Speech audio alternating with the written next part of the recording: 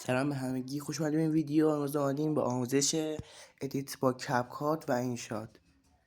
من پیش یلاتون مبارک. ممنون میشم ویدیو لایک و ساب کنید. ابتدا وارد برنامه کپکات میشیم، ویدیو منظر رو میاریم، یک عکس سیاه میذاریم اول ویدیو واسه افکت. روی عکس سیاه تک زد میزنیم، میایم بخش افکت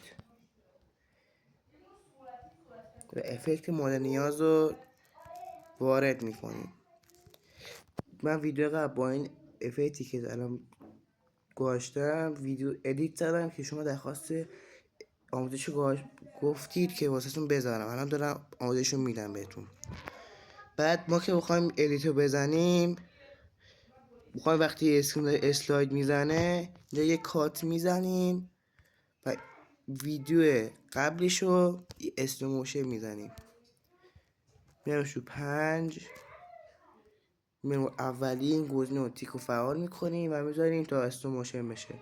همین استوموشن شد. وقتیش داره میپره شلاقی رو زد، اسلاید زد، دوباره اینجا یک کات دیگه میزنید و بقیه این قسمت رو استوموشن میکنید.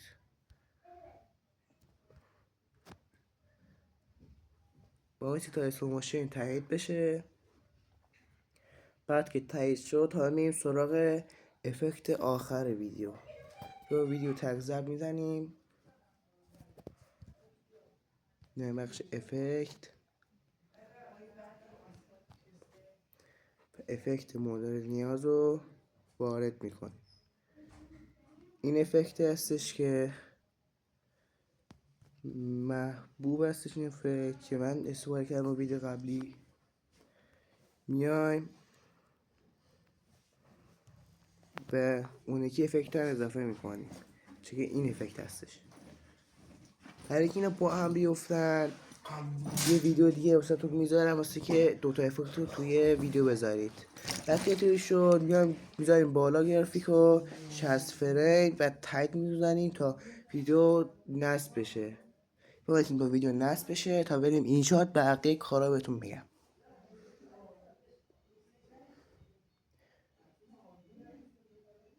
و بازم میگم اگه میشه ممنون میشم که این ویدیو لایک و ساب کنید.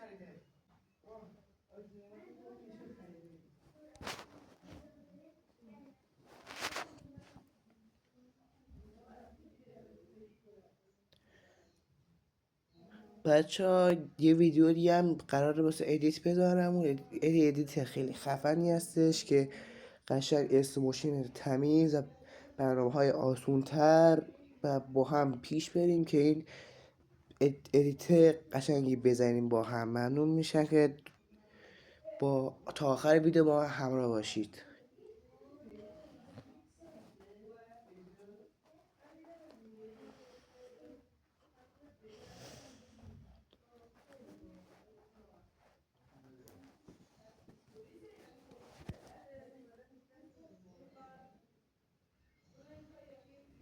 بعد که ویدیو نصب شد وارد انشات میشیم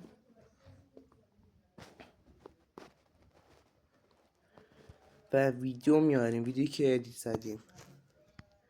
اول باید چیکار کنیم؟ آهنگ اول اضافه کنیم. آهنگ مورد نیاز رو اضافه میکنیم. آهنگ اول اضافه میکنیم. بعد آهنگ جلش میاریم فایند کنیم، ویدیو میگیریم. ویرایتن اوج میاریم تو اوج آهنگ، جلد آهنگ رو میاریم پایین و ادیت قشنگ در میاد اینطوری.